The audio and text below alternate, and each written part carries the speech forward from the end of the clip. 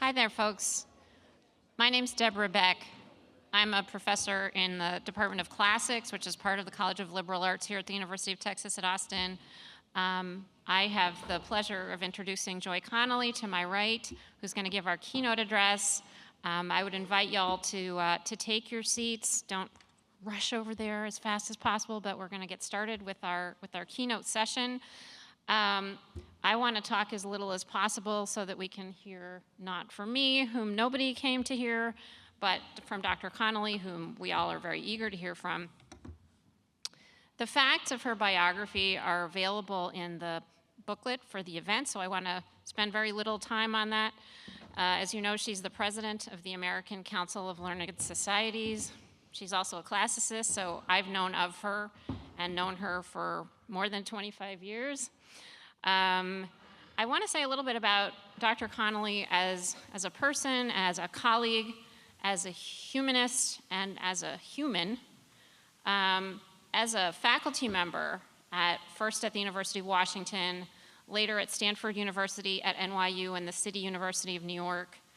As a writer for many, many publications, both general interest publications and also 2 books on ancient Roman political thought and rhetoric. As a thinker and as an administrator, Dr. Connolly has devoted her career to understanding how people forge strong political and social communities through their discourse, both in ancient Rome and today. And Dr. Connolly not only writes and talks the words, but she walks the walk. Having come here to the University of Texas, she has been incredibly generous with her time. She has met with multiple groups, including my own department, where she graciously entertained and really was very interested in talking about questions not only from fellow faculty members, but from graduate students and even from some enterprising undergraduates who attended. Today, she's going to talk to us about an issue that I think is top of mind for anyone who's part of a university community, who cares about the life of the mind, and that is, what is the purpose of education in a democratic society? So please join me in welcoming Dr. Joy Connolly. Deborah, thank you. That was really gracious, and I feel like I don't deserve the thanks because I enjoyed all those interactions so much. The one thing, I have a wonderful job running the American Council of Learned Societies, but it's an academic nonprofit, and I can tell you more about it after we're finished here. But the one thing I honestly do really miss about it, in my current job, the thing I miss in life is spending time in universities and colleges, which is really my kind of heart home. And so thank you for welcoming me so warmly into different venues, because I've been kind of feeding on your energy and ideas and warmth and excitement and anxiety too. I'm going to talk a little bit about that. It's all part of the picture of how we're living today. So thank you so much for bringing me here. I'm really, as I said, happy to be here. I want to thank Dean Ann Huff-Stevens for being involved in inviting me and kicking off today, opening up today.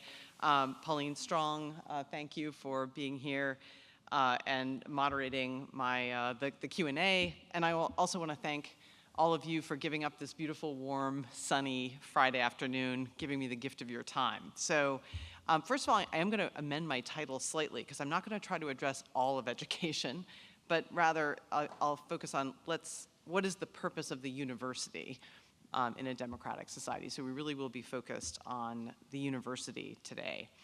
And I'm actually going to start, having just heard the panelists before me talk about the power of the personal anecdote. It came to me kind of in a flash, as sometimes happens before you give a talk, that my whole approach here, I think, is very much shaped by my experience as a dean. I was a fairly young dean and had to learn a lot on the ropes, and thanks to the grace and generosity of many colleagues kind of higher, quote unquote, on the administrative ladder, and also, lower, whatever that means, a lot of department chairs in particular who mentored me in my first and second year in the deanship in particular. But I learned a lesson there, which is when a chair came to me with an idea or a plan, I learned pretty quickly that the best response was to say, if you want me to find funding for your plan, or whatever support they needed, but it was usually funding, let's sit together and think about a way to make this plan solve a problem of someone higher up in the administration, the provost, the president, maybe some other vice provost, or even the CFO. Let's figure out a way to make this plan serve that purpose. The strategic plan, I was talking about this yesterday with some faculty, or let's see how the plan affects a metric that matters to the higher ups. Let's make your plan solve their problem. And I think the way I'm going to talk today, because that often worked. It didn't always work, but it often worked as a strategy, or as a tactic, I should say. But I realized that my approach to thinking about how we rescue the university today, how we do the work of repair that I'll talk about, that will solidify, maybe even future-proof it, if I can say that, is by finding and then articulating this situation that the university is the research university is here to solve a problem for democracy. If that's the story we can tell, I think it's going to be leaning on my personal experience, but leaning on probably the experience of many of you.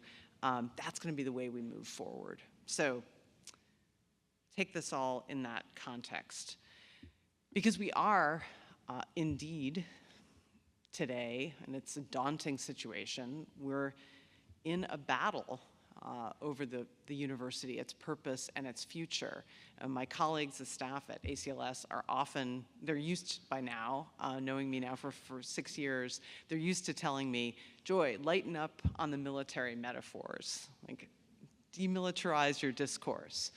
And over the last few months, I have been feeling that I am on solid ground, saying, actually, I'm going to hold on to those military metaphors, and I want, keep telling me to lighten up on them when you feel like I'm going too far, but we do need to, if that's the wrong metaphor, find one as compelling to get across the sense of where we are in a struggle. Now, the fact that this is very familiar territory for the university is part of the problem. It's actually a joke in this genre of talk, I think, to trot out some quotation about the precarious position of the university, and especially the liberal arts in American life, and then say, and that was written in 1882. And it's usually true, because the university has always been, and especially the liberal arts, in a precarious place. So we're in an uncomfortable position, as I was talking about, discussing with faculty yesterday, of experiencing direct threats to the academy's existence, and especially to the research university's existence, after well over a century of death by 1,000 cuts. So let me just review where we are for a second to convey the sense. I mean, I don't know, maybe it hardly needs saying, but to get on the same page about where we are and the threats we face. The background going back to the 1970s, as I see it is, and there are many ways to tell this story, but as I see it is this. We saw in the 1970s, I didn't, I was a little too young, but we, as a nation, saw then the transformation of the public understanding of the university as a public good into the university as a site of individual bettering, a private good. And we talked a little bit about this morning in the panel about the real elite. And this change went hand in hand, a complicated story of cause and effect, but so I'll just for now say the change went hand in hand with the defunding of the public university and cuts in funding from the state, public funding, taxpayer dollars going to public universities, really hit one sector hardest, and that is students and families, people paying tuition. It didn't, the money didn't cease flowing to the science labs, didn't cease flowing to funding beautiful campuses. It really went to pulling back on student tuition because that went, again, hand in hand with the story of the university now playing the role of a private good, not a public one. And more recently, we see a sea change, and this very much picks up in the last panel and talk earlier today. We're seeing a sea change in culture, driven by the internet, driven by social media, which has revolutionized the availability of information information that used to be available only in the university library or a college library in a lot of places.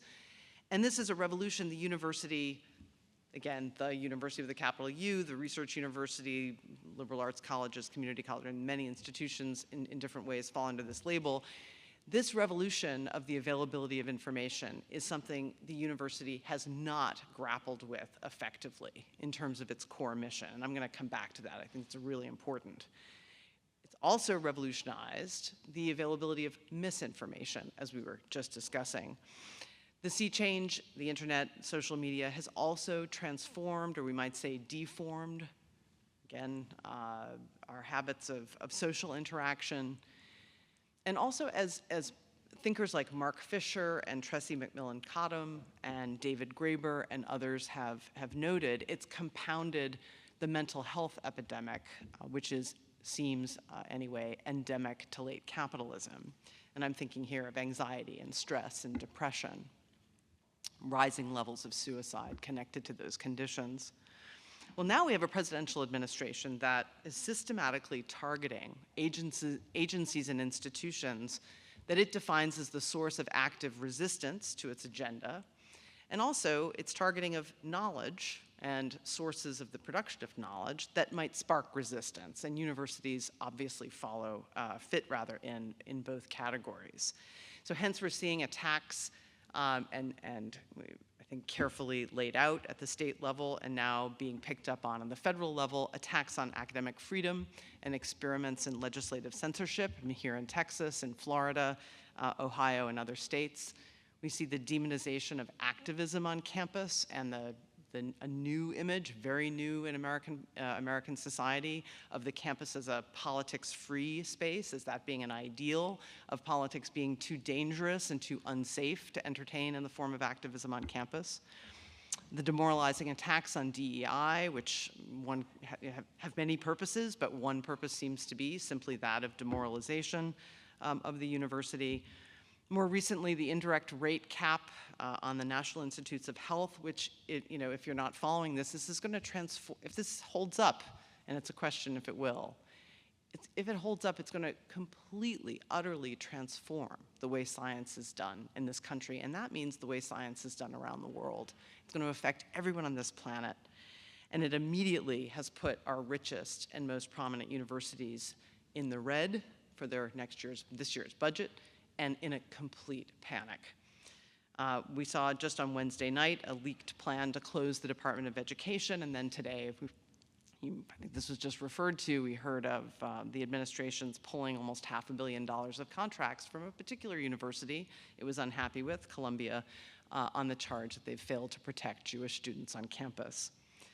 So it is a lot, and I didn't even touch on everything. I'm just pulling out some highlights. And the question that is on my mind I want to dig into gradually is, what is the American university to do in today's democracy, which has produced, in some sense, where we are? So the American university was remade, to put this in context, and don't worry, this isn't a 40,000 years ago kind of, I'm not going to be here forever, but I do want to look back for just a second to fairly recent history. The American university was remade in the 1940s into an engine of social mobility and the production of knowledge presented to the public as solving social problems. This is really a key high point in the university as a public good in terms of the history of the university as an institution. This was done through things like the GI Bill and the establishment of organizations like the NSF, the National Science Foundation, which was set up in 1950, that helped channel historically unprecedented amounts of funding to universities and colleges. Now, I don't want to skip over, as people often do, the fact that racism and classism and a host of other failings marred this process. It wasn't miraculous, it was far from perfect. But it had effects. It started balls rolling that gained momentum over the decades.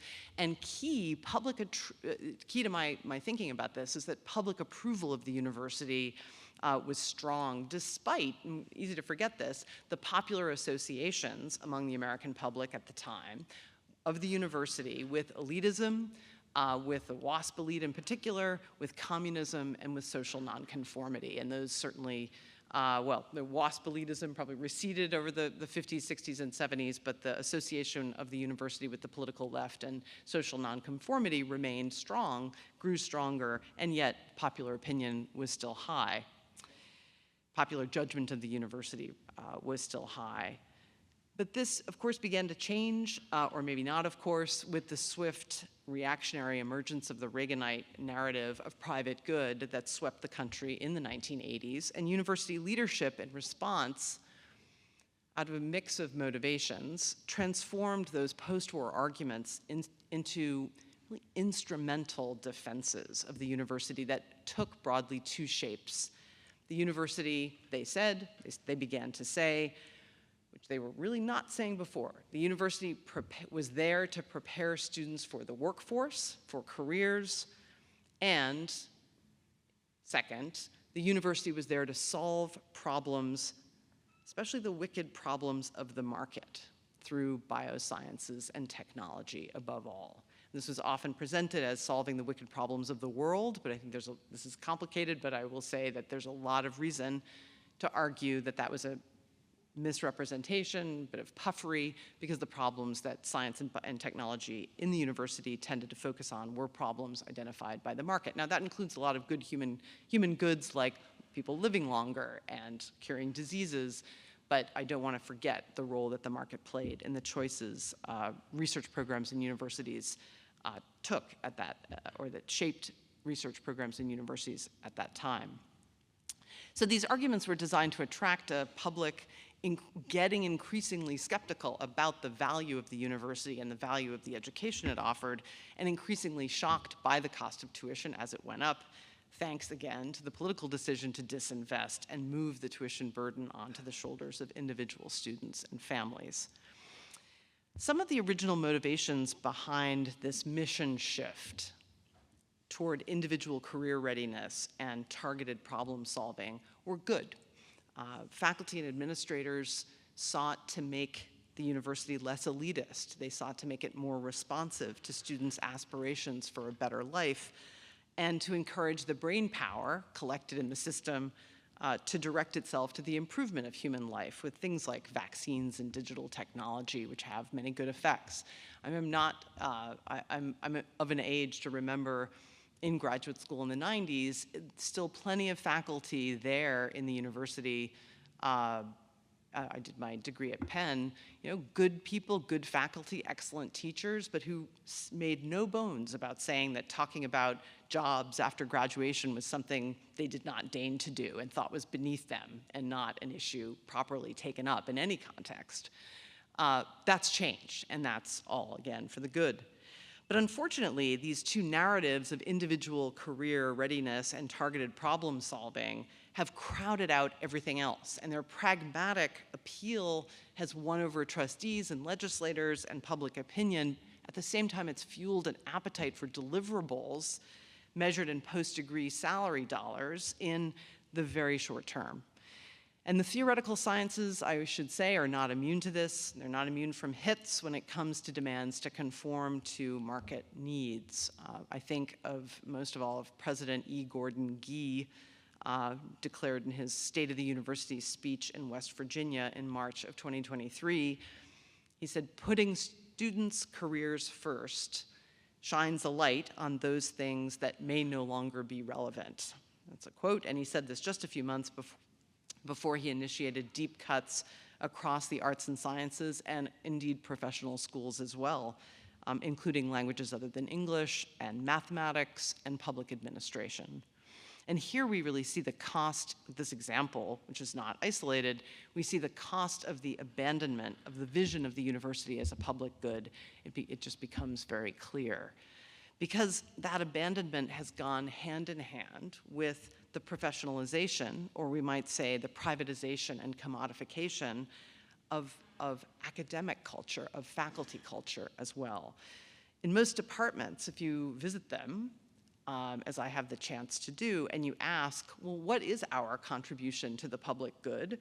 Or as Johann Gottlieb Fichte asked his colleagues in Germany in the early 1800s in a question I love, he said, To whom do we as scholars owe? To whom do we owe? To whom is our obligation as scholars? These just aren't common questions for faculty to ask in department meetings or in school strategic planning sessions. And in fact, when I ask the question now, I'm often met with reactions that to me sound like they're coming right out of the privatization playbook. People say, what does that have to do with me? Or don't tell me I have to consult with anyone before, choosing what I want to choose to study. Now, I hasten to say this is complicated because we believe in academic freedom too. Scholars should have the ability to choose what they want to study. I also hasten to say I have that reaction. I think about my own research into Roman literature and political thought. But it's precisely because of the strength of that defensive reaction and that sense of distancing, that proper distancing, that I think we need, that's a good sign. We need to poke at this entrenched attitude, question where it comes from and whose interests it's serving. I'll also note that those scholars and scientists who for some decades now have sought to repair this problem by thinking about the public, by trying to answer the question, to whom do I owe, with very explicitly publicly engaged research projects or teaching programs, they've actually needed a name for their efforts, right? Public humanities, public sciences. It's what linguists call, marked terms, because it's so clear that typically that's not what we do. So I'm not going to waste a lot more time this afternoon admiring the problem, as I like to say. We like to say that a lot at ACLS. We're very good at admiring problems in academia, and that's one of our strengths. And I'm also, though, not going to preach. Well, I am going to preach a little bit of a sermon, but I'm not going to spend the whole time preaching a sermon about the value of the university in a democracy. I'm also not going to talk here about, this is a very Ciceronian technique, I have to say, by saying I'm not going to talk about this. I'm not going to talk about the efforts to craft a national voice for higher education that breathes new life into the notion of the university as a public good, but I assure you there are a lot of people out there working on exactly this, to try to create that voice and advance that story. That includes people at my organization, but dozens of others. Now I want to think with you toward a solution, towards ways, or actually multiple solutions, ways to future-proof the institution that we each, wherever we are and whoever we are in this room, and on Zoom, that we can each begin to think about putting into practice today, both in our individual actions, but also in our structural roles in university governance or in shaping public opinion about the academy, about the university, and what it stands for. I do warn you, and I say this knowing the one thing we don't have is time right now. Time seems to be speeding by and many things are happening around us. These solutions will take time. It's just, there's no way around it. But I have tried to frame my thinking around the temporality of now, around what we, and by we I'm mostly going to mean university faculty and administrators and leadership with students and members of the public serving as our partners. I've tried to think about what we can start right now. So I propose that we begin to respond to the dire circumstances that surround us in terms of the reputation of the university and public questions about its usefulness with two actions. First, we carry the story about the university as a public good to people outside it, and we work with those people. We figure out the best ways to break down the walls that we don't like to admit exist, but that separate the university from people outside. And note, I keep saying people. I'm not saying we bring the story to audiences, because that suggests to me a scenario like this, which is actually not a scenario I love, where people stand on podiums and lecture to people sitting quietly and kind of stuck listening. I also didn't say, let's carry the story to the public, because let's face it, what is the public and how exactly does anyone speak to it?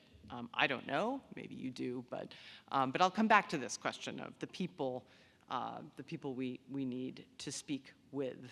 We, again, being people in this instance primarily within the university.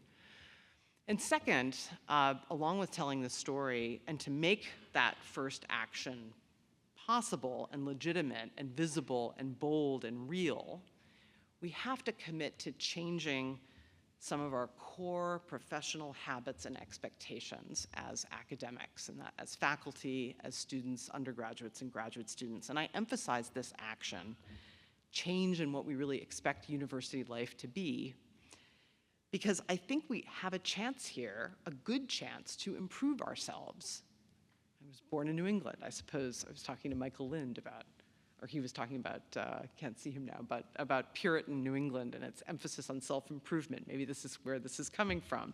But I do think we have a chance here to improve ourselves. Pauline, you said at dinner last night, let's not waste a crisis. So we have a chance to make academic discourse more plural and more inclusive. We have a chance to bring the university into closer alignment with the democracy that it seeks to foster. But this requires really hard work and difficult kind of emotional work. It requires that we create a different way, a different map of the way we spend our time, and a radically different vision of the community that the university represents.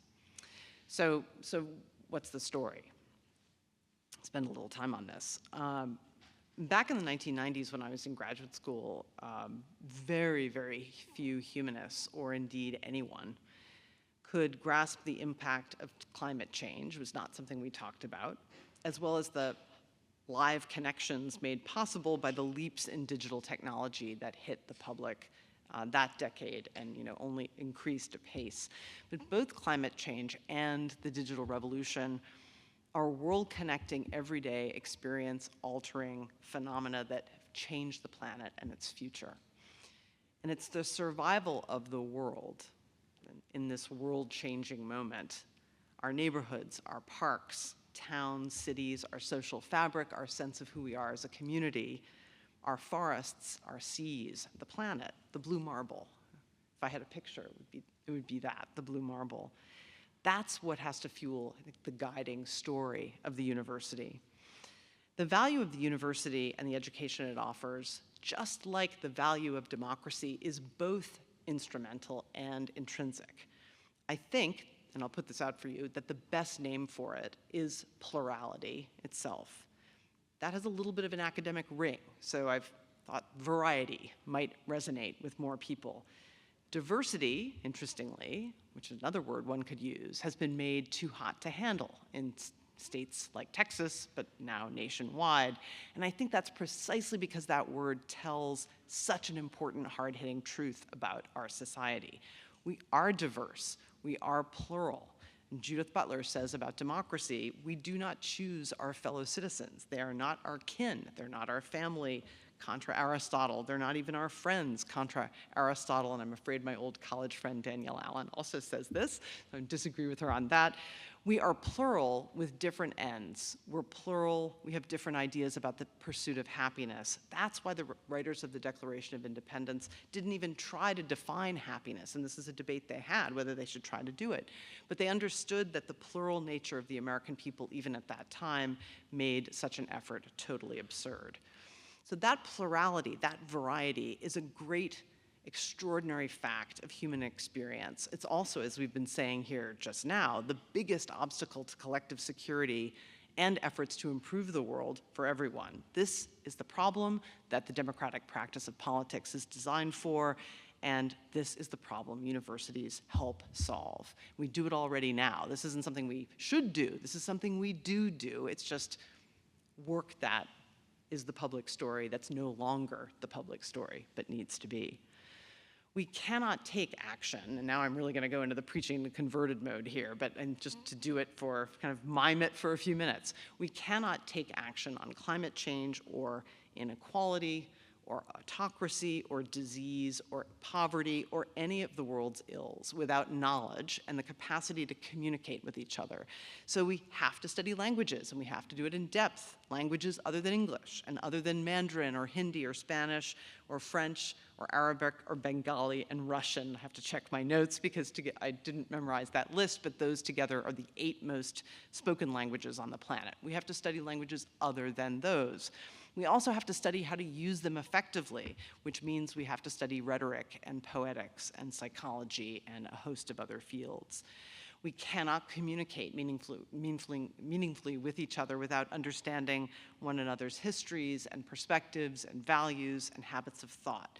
That means we have to study history and culture and politics and philosophy. We need to understand the physical and biological world to ensure the integrity and flourishing of people and plants and animals, water, air, and so on. The Cameroonian political theorist Achille Mbembe has started to use the word planetary to summon up the connection between human life and the earth, a connection he sees as a guiding framework for understanding study in general. He talks about the planet as the living world, and he talks about it as encompassing not only the natural spaces, to use his phrase of open land and air and water, but also the human-constructed spaces of cities and agribusiness and fish farms, and also realms beyond the established ken of European and American thought.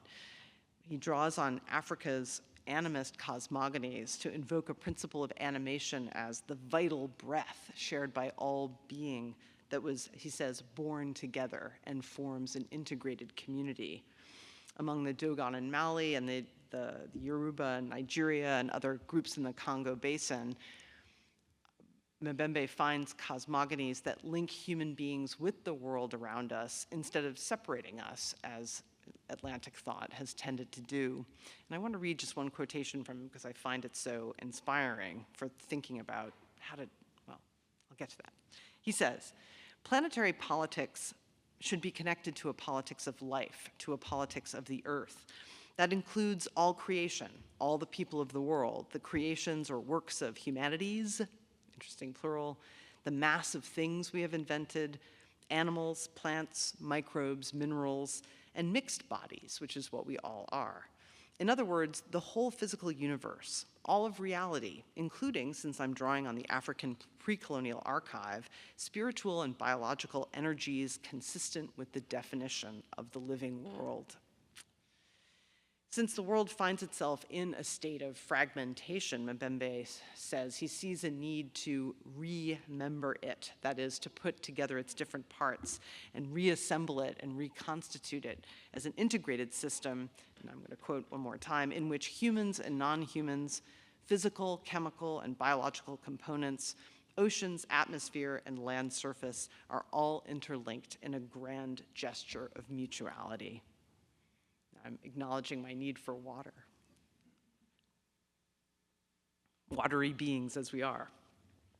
Mbembe's grand rhetoric of necessity may not give us, in terms of quotation, directly useful language for our story about the value of the university, but let its framing inspire us as we say, we need better ways to go forward in the face of hate and greed, alienation, violence, and environmental destruction. We need to understand human beliefs, motivations, and the different ways we find and make meaning and develop obligations and allegiances. We need to understand the full range of the world's languages, experiences, aspirations, and memories. And above all, we need to cultivate care for the world, and past, present, and future. We need to do this work together to preserve freedom for everyone. And the simple truth is that and it's almost too simple as I hear myself saying it out loud, is that the work of study and understanding is the work we need to do to make democracy function.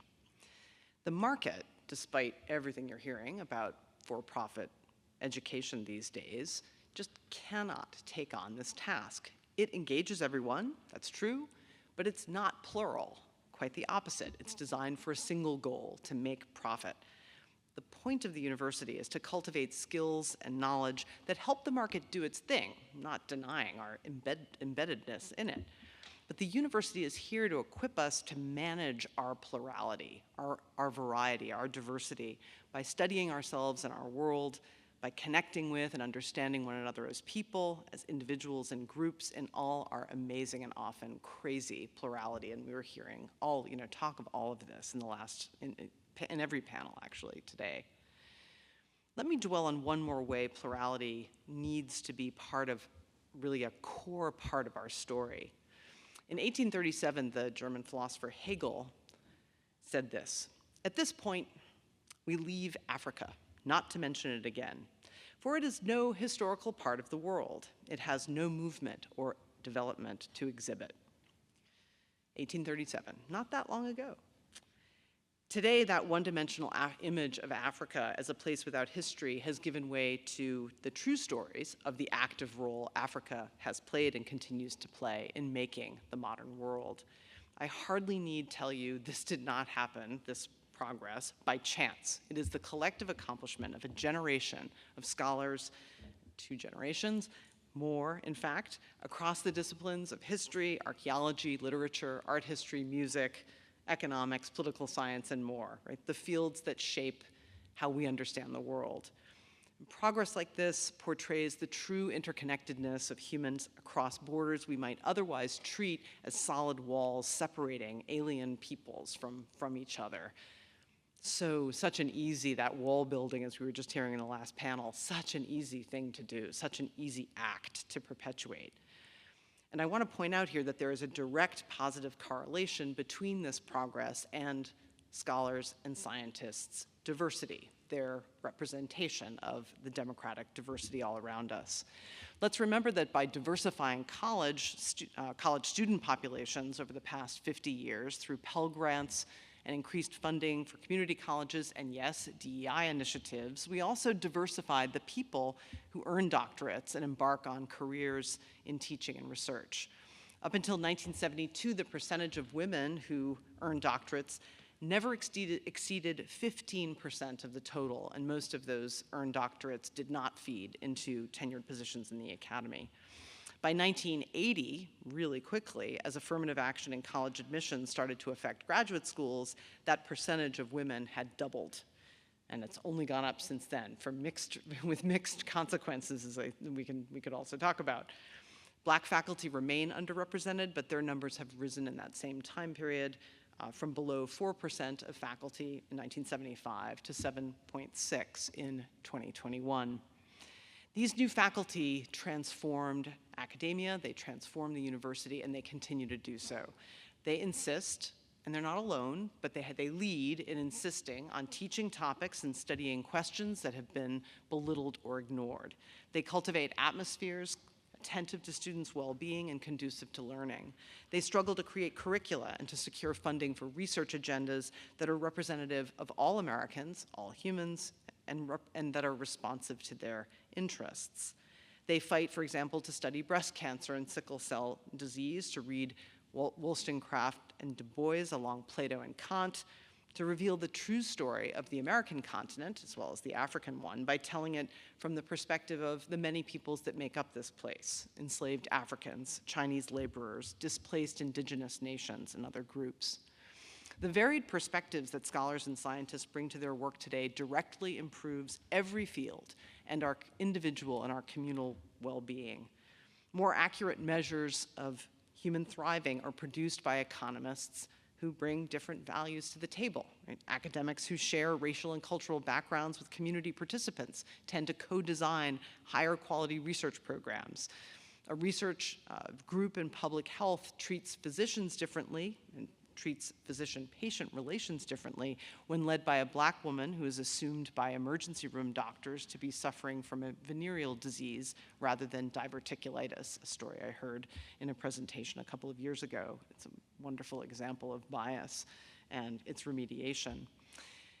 And a diverse lab helps ensure that crimes like those perpetuated against Black men in the Tuskegee experiments will never happen again.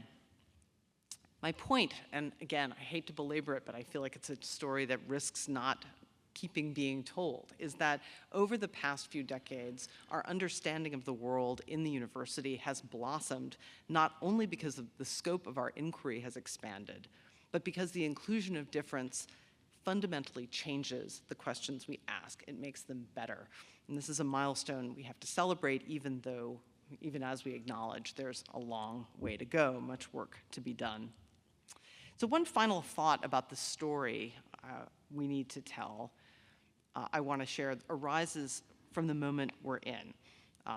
Before I get to the second part, so I do have a little more to say after this. But one final thought arises from this moment, which is a moment, as we've talked about directly and indirectly all through today. It's a moment of the normalization of hatred in public discourse. I've always believed myself that scholarship, study, and scientific research are among the most profound acts of human love. Not love of wisdom in the abstract sense, or at least not just that.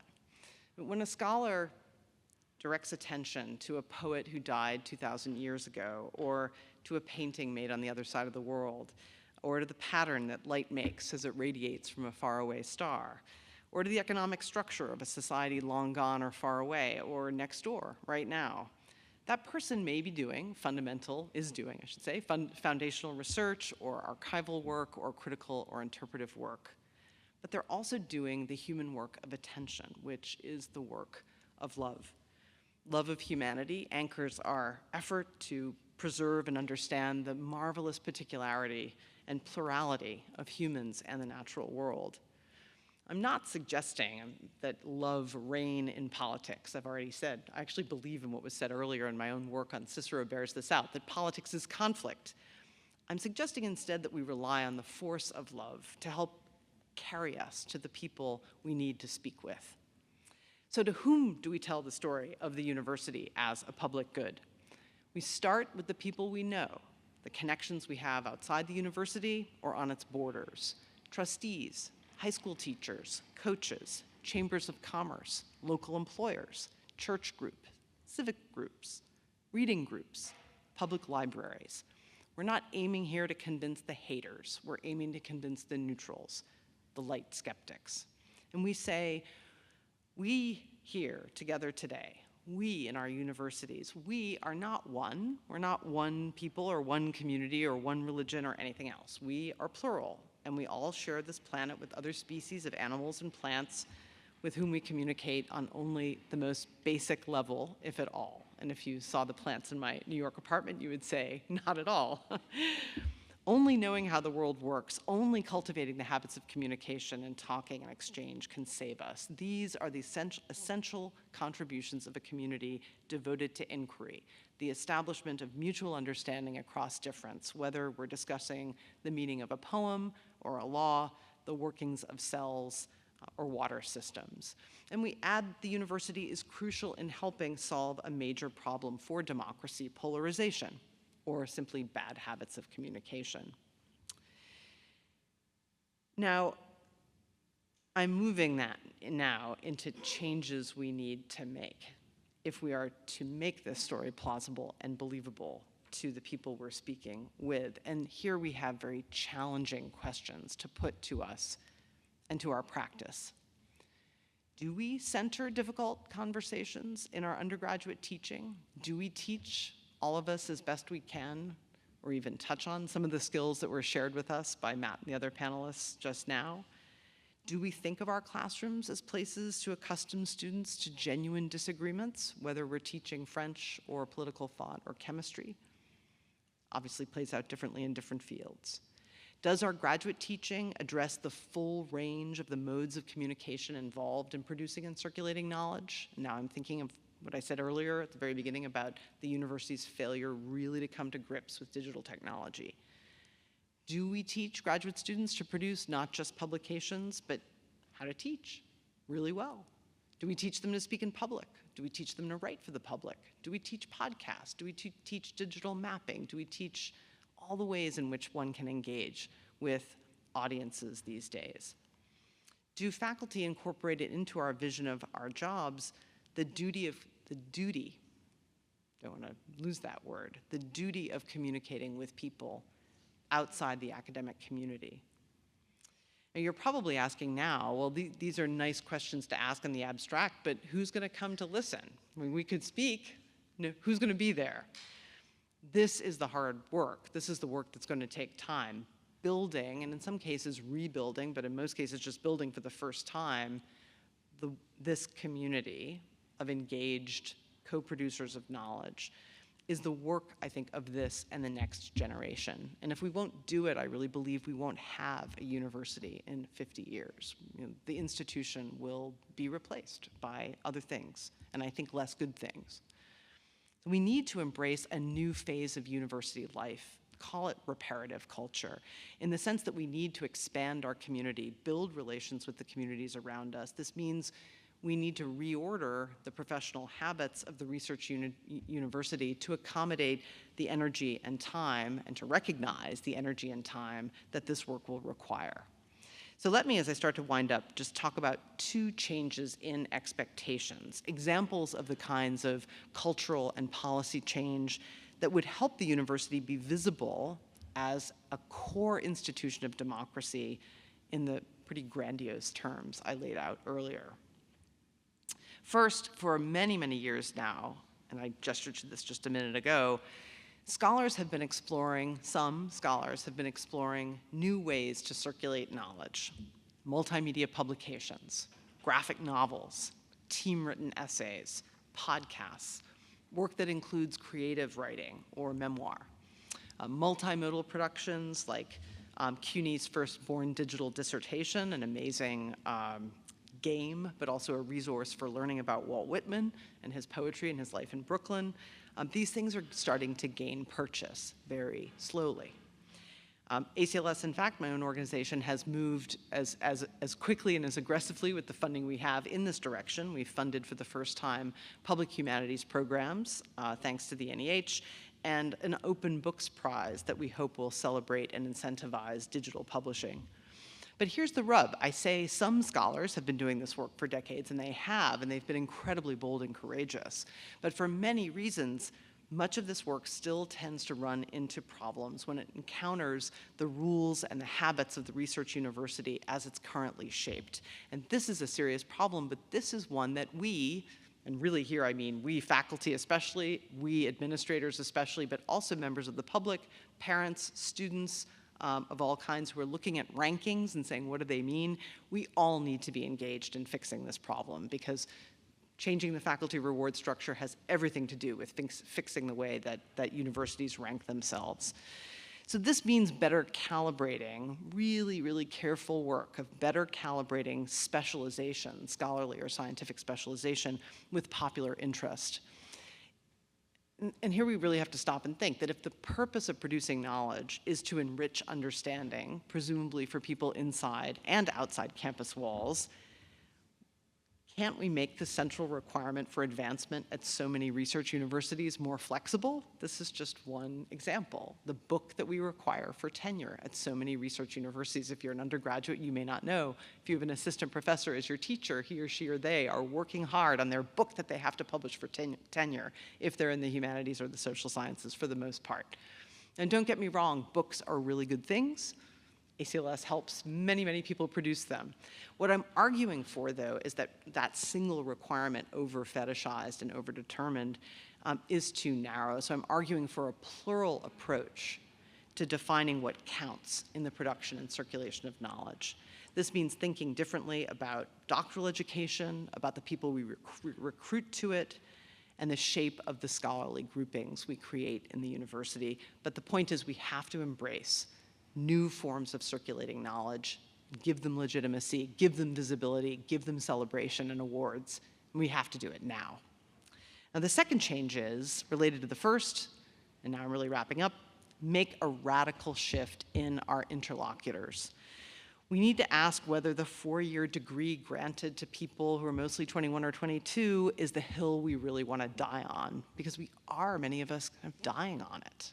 It's not a system that suits the vast majority of people very well. And I'm not necessarily suggesting that absolutely everybody go to college in the same way that college is designed now. I would like a world where everybody goes to college, but it doesn't have to take the same form as the 4-year degree or even the 2-year degree. The research university has many models of success to look to here. We don't have to reinvent the wheel. Affordable part-time programs used to be hosted in our own spaces in the research university until pretty recently. So to make the university, I think, to quote Michael Lind one more time, he used the phrase, I think, mass a mass-based countervailing power. If we want to make the university a mass countervailing power, we need to stand up against the commodification of the degree and design a variety of experiences and access paths to our courses, our research, and our scholarship. And I would say, when I say access paths, I don't just mean people coming into campus, I also mean us going out. One of the very last things, Vartan Gregorian, who was president of the Carnegie Corporation for many, many years, before that, president of Brown, leader of the New York Public Library, one of the last things he said to me before he died came out, I think, of his formative years in post-war, mid-century America. He said, "Joy, we have to break down the walls between campus and the office and the mall and the factory. Let's set up some kind of experience that does that." And I have to admit, at the time, I thought he was a little crazy, but that has rung in my mind as the right, and it's settled there, really, as the right path forward. Let's not let Starbucks set up its own university. Let's get into the coffee shops and teach there. Let's get on TV, start 1,000 podcasts, create partnerships with city agencies and unions. In a country where faculty are 25 times more likely to have a parent with a PhD, this is not going to be easy. Our universities are filled with faculty who feel totally at home inside the bounds of the university as it exists now. We don't find it easy to venture out of it, especially when we don't feel welcome, we get rebuffed, we don't feel it's totally safe. But by finding ways to become a more integral part of the communities in which we live, we are going to find, I think, ourselves changed in the process for the better, because that change will take us in a democratic direction. It will be exciting. It will be learning for us to do. So we have to make all this possible, we have to make the academic system serve us and not the other way around. Because the fact is that institution by institution and field by field, our current institutional norms are not meeting the demands of the moment. Everything I've just described that I feel we need to do and the ways in which we have to transform the university, this can't be done in the 25th hour of the day. It can't be add-ons. It has to be engaged has to be part of the way we measure ourselves, part of our public goals, part of our official responsibilities. So right now, we have a chance to bring a powerful narrative to university leadership, to legislators, to the people that we need to sustain the university into the future. It says that the knowledge we create is necessary, that we boldly reward a wide variety of approaches to the production and circulation of knowledge, that we embrace collaboration, we embrace co-creation, we reject isolation and fragmentation. It says we take seriously the goals of knowledge production locally and globally by directing our energy to teaching and talking with people outside academia. It says we are a little late to the party. We don't have to lead with that, but we might want to acknowledge along the way with humility that we're a little late to the party, but we are ready to remake our world and serve those to whom we have become, in large part, strangers. There is a lot to say. I've already gone over. I've only scratched the surface, but I look forward to your questions. Thank you.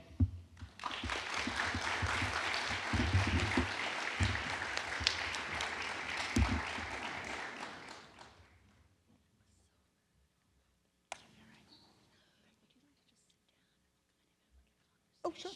Yeah, great.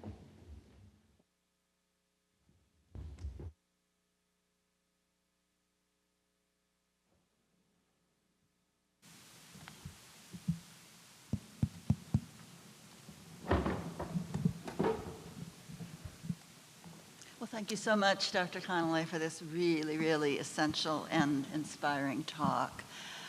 My name is Pauline Strong, and I'm a professor here, and I have the great honor of engaging in conversation with Dr. Connolly about her talk, with Joy, okay. With Joy about her talk. And this conversation will be informed by your questions. So please use the QR code and send some questions my way. And I will start with what I see here in front of me. I especially want to encourage the students in the audience to send questions, because this is a talk about the future, and you are the future.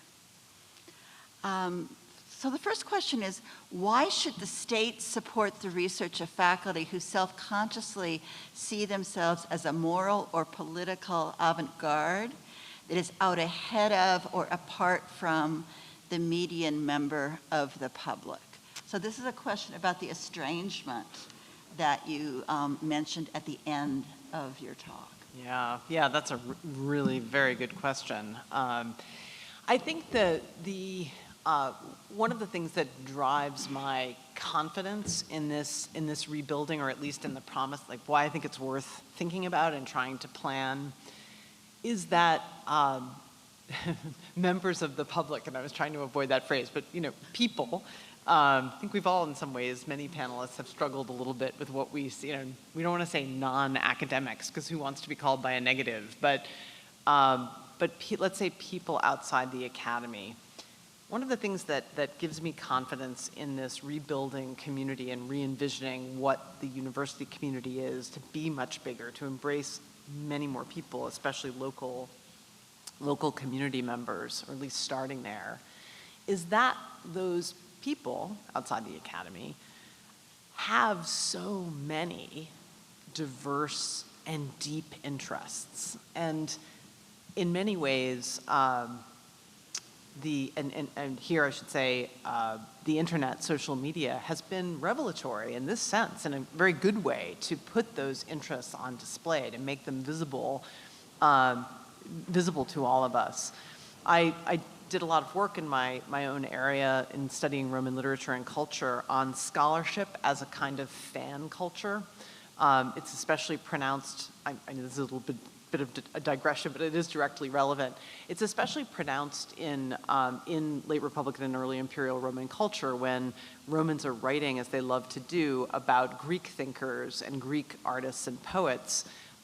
They write really very much as fans of these, of these earlier, in some cases centuries earlier, cultural producers.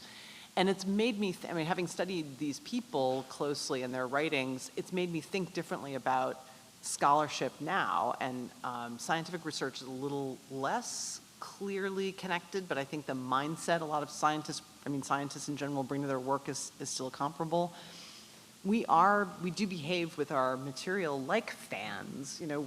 We can be quite obsessive about it. We learn all kinds of ins and outs. We take careful notes, we imagine, we fantasize possible answers, we speculate with each other.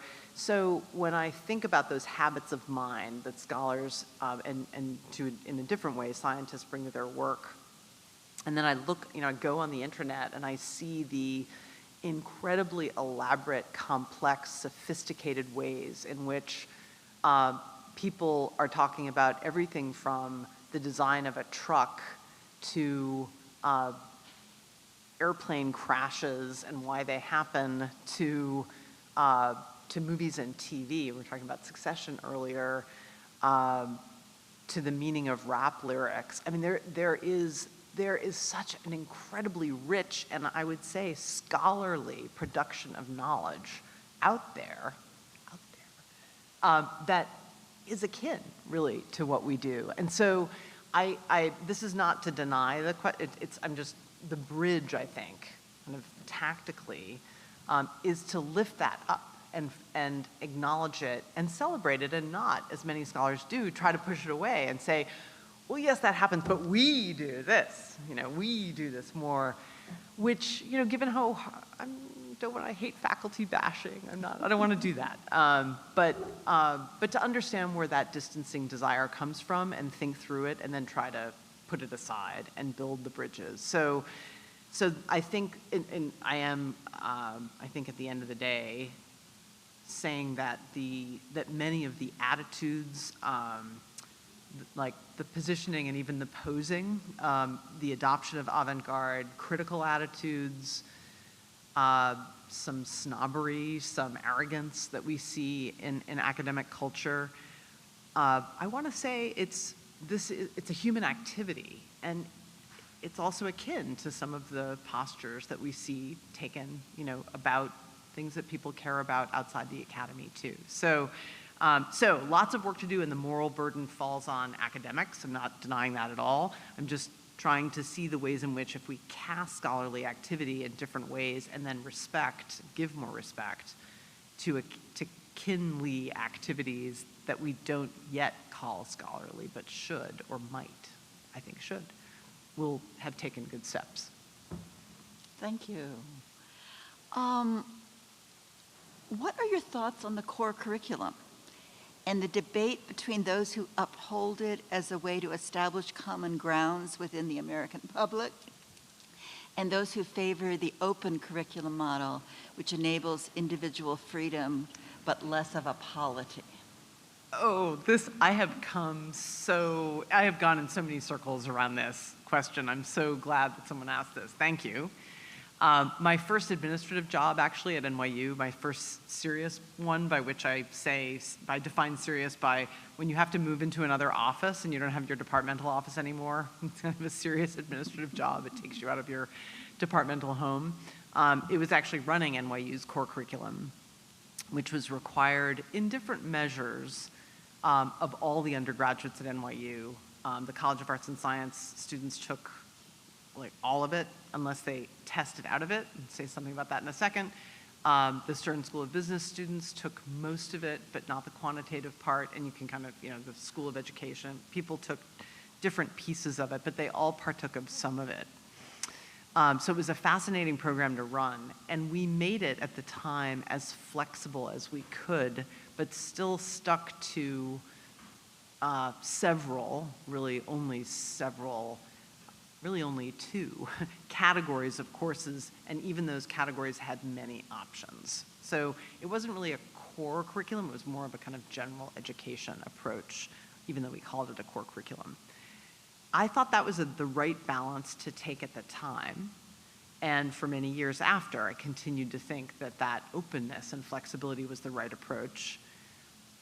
I have come to think that the openness and flexibility of offering students options within categories is right, but I would be much more rigid, honestly, about requiring categories, not allowing students to test out of them, and becoming in general more prescriptive for the first 2 years of a college education than I used to be. Partly for the reasons of building community, partly for making really kind of, it's a bit of a big stick, and I don't like this aspect of it, but compelling certain experiences that will create grounds for the kinds of difficult conversations I think the university needs to do a better job of teaching how to have and make that experience harder to avoid for students, harder to avoid for faculty.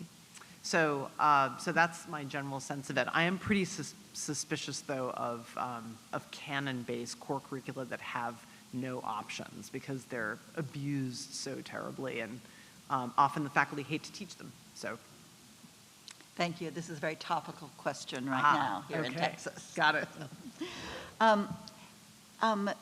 The questioner says, I'm thinking about Max Weber's idea of an ethic of responsibility and what implication it would have for a university in terms of generating support from a legislature whose politics differ dramatically from the prevailing politics of the university faculty. I don't know what you all are talking about. What are the kinds of hard decisions that a university leadership should make from the position of an ethic of responsibility, perhaps sacrificing certain objectives in pursuit of the broader political viability of the institution? It's a really hard question. And I feel, having been an interim college president and a provost, I am very sensitive, as I was saying yesterday, to the dangers of Monday morning quarterbacking or lecturing from outside and saying, this is what you should do, because these moments of decision making that are thrust upon one are really difficult. That said, it is an opportunity to double down on this, I would say, on this story, or some version of the story, or maybe a different story, a better story than the one I was telling today, in trying to sit down with legislators. And there are opportunities for university leadership to do this, to sit down with usually staffers and then legislators to map out some common ground about what is foundational and fundamental about the university. We were talking casually today with a few people about the paradox of many legislators, many politicians criticizing the university, the academy, but fighting very hard for their own kids to get into prestigious universities. This is, you know, whether it's, we can go a long way in trying to guess what the psychology of this is, but it is a chance to say, what value do you see, and do you want to boil down that value? This experience, you're going to make your kid go to college for 4 years just to get a credential, just to get a name? I don't think so. I think you're looking for an experience. So let's talk about what that experience is.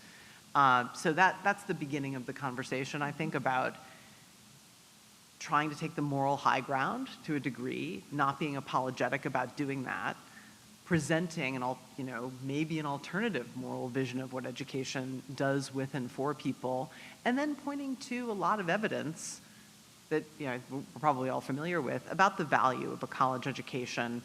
Attempts, and I'll point you to the National Humanities Alliance, for example, which has collected a lot of survey data, both on employability, but also about reports of happiness and satisfaction in life. So there's room for that too, I think, in this conversation. Thank you. There's a couple of questions about class. And this one says, do you believe working class people in our current economic system, those who are working long hours to just make ends meet, would have the energy or time to engage in the version of the university you imagine? How can they believe the engagement would benefit them when their main concern is the survival of themselves and their families? That's like I think I said this yesterday to somebody else who asked a similar, a comparable question. It's like the $60,000 million question. So I think at least two things are in the mix here, and more, but I'll just say two. When I quoted Vartan Gregorian's, let's bring the university into the factory, and my initial reaction actually was along these lines of like, how could we possibly expect, factory being a metaphor, standing in for workplaces, how do we expect or even have the gall to ask that, or imagine asking more of people? And I think, setting Vartan aside because the conversation more or less ended there, but I think what was in his mind, and certainly what then he inspired me to think about, was how the university, how faculty, how students now can frame this effort as an effort to interrupt the vicious cycle that people find themselves caught in, the kind of meat grinder that, and I'm sure we have friends and relatives and so on caught up in it, of exactly the kind of life, where you don't have time to think about anything else, and you're rightly angry at the thought that you might be asked to devote your attention anywhere else. So here is where, and the devil is really in the details, but where, that's why I mentioned the Starbucks effort. Smart companies, and smart for their own self-interest, don't mean this as a label of virtue here, necessarily, although sometimes some of what they do has good effects, and I want to deny that. But Starbucks was onto something, and other companies are onto something when they offer experiential educational opportunities to their employees. They see that hunger. They're not making life easy for their employees to do it, but it's a matter then of figuring out how to inject ourselves into that conversation and make the role of the university to figure out the problem. So this is a long way of saying I don't have myself a great answer to the problem. I know of a lot of people who are trying to do it. College Unbound in Providence, Rhode Island is one really good example of this effort. Taking people who are working class people, working long and also unpredictable hours, another thing to take into account. Actually, yeah, I'll stop there. This is an area where we can point to much effort and thought and successful experiments, and that's really all I can say is we can learn more about that, and and write it into the mission of the research university in a way that it has been systematically erased over the last decades. And it wasn't always this way, so. But it's a really, really good, hard question. Thank you. Here's another hard question. Do you think gender, race, and sexuality programs have ultimately sown the seeds for the demise of the academy? I am not suggesting that we get rid of these programs, but these programs shaped censorship policies about language, defensive suppression of harmful speech. This is exactly the language of censorship used now against student activists on Palestine. I'll turn this into a question. Did we start an ill-fated strategy for social engineering? I hear that, like, the temptation of that line of thinking, but I think the answer, I mean, my answer is absolutely no. When governments behind the Iron Curtain, just to take one, I'm guessing, uncontroversial example of censorship, when governments behind the Iron Curtain went after universities and started censoring and started, very much the same kinds of activities are going on now, looking at syllabuses, creating reading lists, creating lists of censored books and censored topics. With all respect to the suffering of the people who went through that, they happened to pick on philosophy, history, and literature because those were the areas where the most resistance was being fomented to the regimes at the time. It could have been math, like it wasn't, but it could have been. And I think we're seeing the same dynamic now. They're not, state governments, this new administration is going after, or are going after those fields and departments and programs where they see the greatest threat. But it could just be easily, and it might be next week, philosophy or history or literature or math or physics or engineering. So so I think the answer is no. And I would go back to what I said about just truly amazing. And I'm very wary of telling a celebratory triumphal story because there is so much work to be done, but we have come a really long way in terms of reordering, or beginning to reorder, I'll say, our understanding of the world and the topics that matter and that deserve study because of the work of Black studies and women's studies. So that's just a massive reward and a massive plus we need to put front and center when we think about the dynamics in play here and the choices in front of us. Thank you. In the public criticisms of the university, a lack of intellectual diversity is often discussed. Is this something you consider an issue, and if so, how might it be addressed? I do, actually. I do think it's an issue, and I've been uncomfortable in the last few years of the negative reactions when I've said that it is an issue and people get upset. And I think, well, this is kind of acting out exactly the problem. But I would say that it isn't so much a matter of opinion or thought. I'm very wary of any kind of thought police approach to any activity inside or outside the academy, outside the university. So for me, I'm more concerned about, to go back to Weber, actually, Weber has a couple pages at the end of his scholar's vocation, which I don't agree with all of it wholesale, but these couple of pages are really, really cogent. He says, why do I think that, and I think he poses it as a question, he says, why do I think professors shouldn't stand in front of their students and tell them how to vote or what to think about a particular issue? Because they grade them, and they shouldn't do that, because they have immense power over students. It's that simple. It's not that simple, but I think Weber really has a point. So I think we should not try to, not get anxious. Resist the attempts of the right or the media who are trying to stir up cliques by saying that that's all that happens in the university, or presenting, ideological censorship or, grade punishment as something that happens all the time. That's not true. That's just not true. We need to keep saying that. But if it happens, we should talk about it and figure out ways to avoid it, and then cultivate, as we heard panelists talk about earlier, habits of hosting and moderating difficult conversations, so that for ourselves as faculty, as teachers as well, not just, to moderate among students. So, and it's not easy. I think for any teacher in the room, when you're presented with a student who's, I'm thinking of one particular example, maybe every teacher can think of your own, of a student who's intentionally trying to goad you or egg you on by, adopting positions that are combative and hurtful to people in the room. It is far from easy, but that's a skill that's part of teaching that we should be improving in ourselves all the time. You touched on the idea that universities have become hostile to activism as a new phenomenon.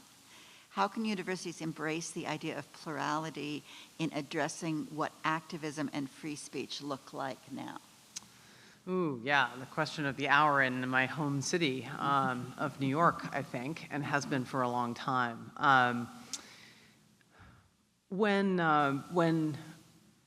Well, yeah, there are so many ways to think about this. I feel like I can just say two things. My organization doesn't issue many statements because we try to limit our statement. We're wary of becoming a statement mill because it just comes to take up all your time. But we did issue a statement expressing our anger and dismay at the presence, we phrased it carefully, so I'm gonna try to capture that, at the normalization of the quick response to call police onto campus that we saw happening in the last couple of years, especially with respect to Gaza-Palestine protests. And I feel really strongly about that. I'm shocked at the degree to which the presence of police, armed police on campuses, has become something we feel like we can have a normal debate about. I have a hard time having a normal debate about that. I find that an abnormal situation. And I'm always shocked when people are like, this is the debate. I'm like, oh, it is? Right, it is. How do we get here? So that's a line I feel important to draw in the sand.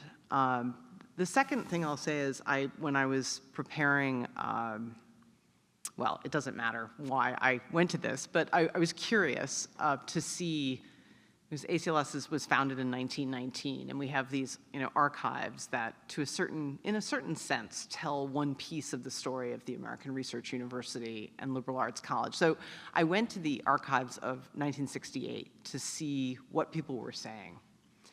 And at the annual meeting that ACLS holds every year, obviously, at the annual meeting in 68, they invited the prior president of ACLS, a guy named Charles Odegaard, a medievalist, who had gone on after he left ACLS to become president of the University of Washington, and he actually transformed the University of Washington from a regional great university into a great university on a national scale. He was a great administrator. And he had, I believe, retired by the time he gave this address, or maybe he was just on the cusp. But so my point is, an administrator with deep experience. And he was invited to give this address, and he talked about the protests in 1968, and the occupation of campuses, and he said a really amazing thing. And this was the squarest of the square, like Midwestern white guy, medievalist, So I was very curious to see what he would say. And he said, when we look at our campuses and we look at the occupations of campuses and presidential offices, let's ask, what are students doing?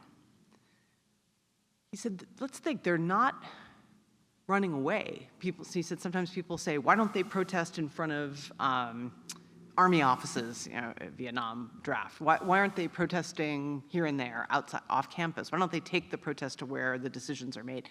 He said, because the university is their home. They want to make it their home. And they're telling us that they're feeling they're not at home. And we have to listen to that. We just have to listen to them. And he goes on to say, they're young, they're doing some things that we may not agree with, we may even think they're foolish. And we should be allowed to talk about things that we think are effective and things that they're doing that we think are less effective. But fundamentally, they are occupying the place they want to be their home, and it is. So I think that's the best statement. As I said, I didn't know what to expect. I saw his name, and I knew a little bit about him, and I thought, oh, and I thought I found the most, I couldn't say it any better. Yeah. Thank you so much. Really appreciate your talk. Thank you so much. Thank you for staying. Well, we do have the promise of a reception. We have the promise of a reception, but I do first want to thank you again. I want to thank all the speakers who joined us, both those from far away and those from here at UT. I want to thank all of you for coming. And then I really want to thank those who made this day possible. First of all, Dean Ann Huff-Stevens, who is an extraordinary dean of liberal arts, and this gathering is her vision. And the staff in the College of Liberal Arts who made this possible, and that is Leora Vysotsky, Daniel Oppenheimer, and Callie Watson. And then I want to thank the faculty committee that came together to plan this event. And it's been really wonderful working with these faculty, and I think we put together something really, really worthwhile for all of us. So thanks to everyone, and again, thanks to Dr. Connolly. Thank you. Thank you. Thanks to everybody. Thank you for having me. And thanks to everyone who made it possible. Thank you. That was great. Thanks.